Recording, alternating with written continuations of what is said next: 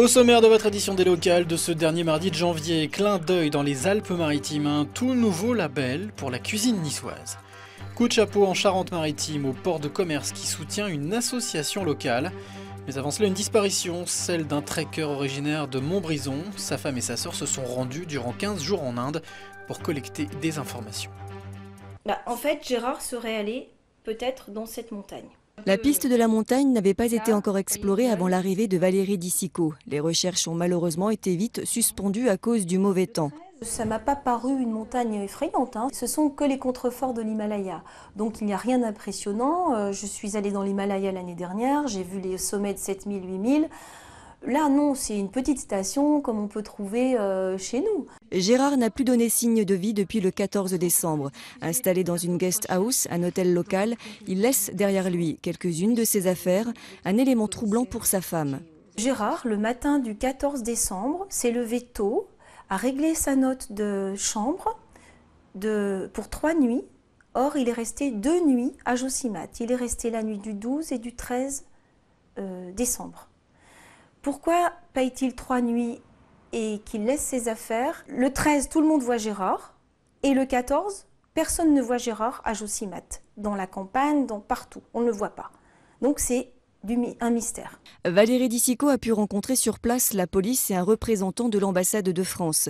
Mais l'épouse du trekker garde un sentiment d'inachevé. Est-ce que j'ai bien fait ma mission? Je ne l'ai pas ramené et là c'était dur.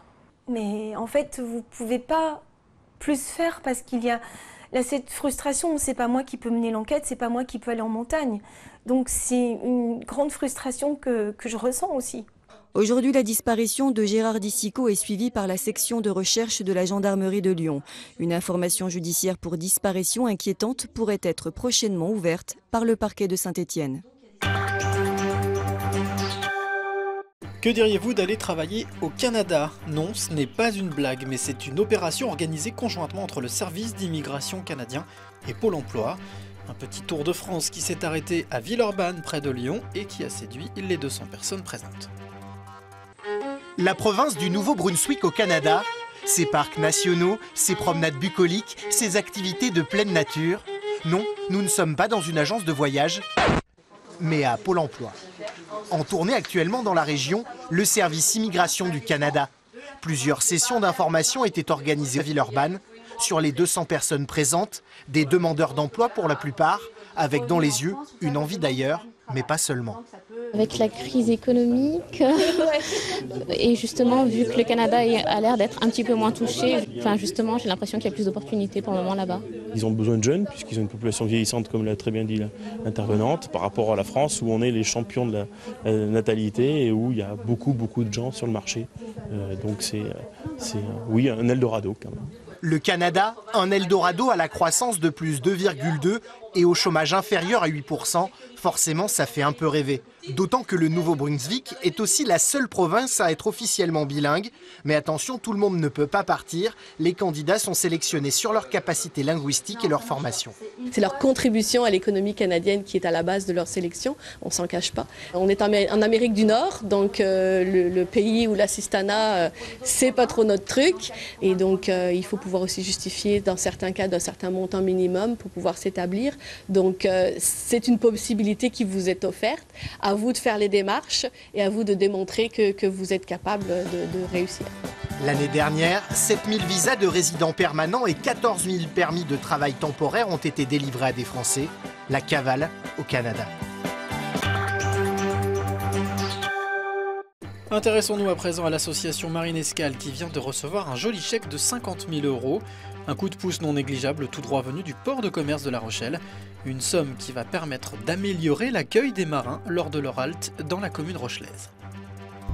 Depuis 19 ans, les marins du monde entier en escale à La Rochelle posent leur sac au Marinescal.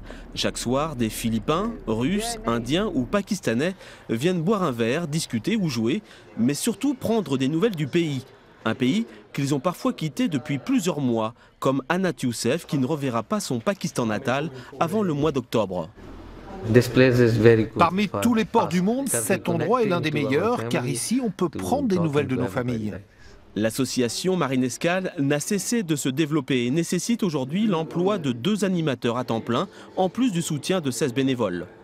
Ça fonctionne de mieux en mieux, puisqu'on a commencé, on a accueilli en 1994 400 marins et aujourd'hui on a pratiquement 8000. On a un contrat à durée indéterminée et puis le reste est emploi dit précaire. Donc on ne pouvait pas, disons, augmenter nos horaires d'ouverture et puis on était toujours à la recherche de financement pour pouvoir effectivement tourner et satisfaire au mieux les besoins des marins. Le port de La Rochelle, principal partenaire financier de l'association, a donc décidé de porter son aide de 25 000 à 50 000 euros par an. Comme il manque un peu de vie dans les ports qui sont de plus en plus en aval ou loin des centres-villes, il est important de recréer un peu une chaleur humaine dans un lieu. Le port a choisi d'augmenter sa participation financière à l'association de Marinescal de façon à les aider à pérenniser donc, un second emploi à plein temps et ainsi de pouvoir ouvrir plus longtemps le foyer. Depuis quelques mois, l'association Marinescal est reconnue d'utilité publique et peut donc désormais recevoir les dons qui pourront être défiscalisés. Afin d'attirer davantage de visiteurs, l'Office du tourisme de Nice remet au goût du jour un label de cuisine niçoise créé en 1995 mais tombé depuis un peu dans l'oubli. Avec un atout majeur, Nice est la seule ville de France avec Lyon à être reconnue comme cuisine de ville et non de région. Petit farci, ravioli dôme, pas de doute, ici on pratique la cuisine niçoise. Les plats locaux sont même mis en avant, tel un argument de vente, et pas question d'y déroger. On fait des plats niçois, on fait des farcis, la daube niçoise, qu'est-ce qu'on fait? On fait les raviolis bien sûr, on les fait main, les gnocchis. Ou encore le stockfish, ici en préparation mais dans un autre restaurant. Le poisson, l'aigle fin, sera mis à tremper jusqu'à vendredi avant qu'il ne soit cuisiné. Chacun a sa manière de le faire. Je ne pourrais pas dire la recette parce que chacun a quelque chose de spécial. Et ma grand-mère faisait de très bons stockfish, je continuais à le faire comme elle faisait elle. Niçois dans l'âme, ces 2 établissements du Vieux-Nice exposent d'ailleurs fièrement leur label de cuisine nissarde. Un label créé en 1995 mais tombé depuis un peu dans l'oubli. L'Office du tourisme vient de le récupérer pour le moderniser. Objectif, attirer davantage de touristes.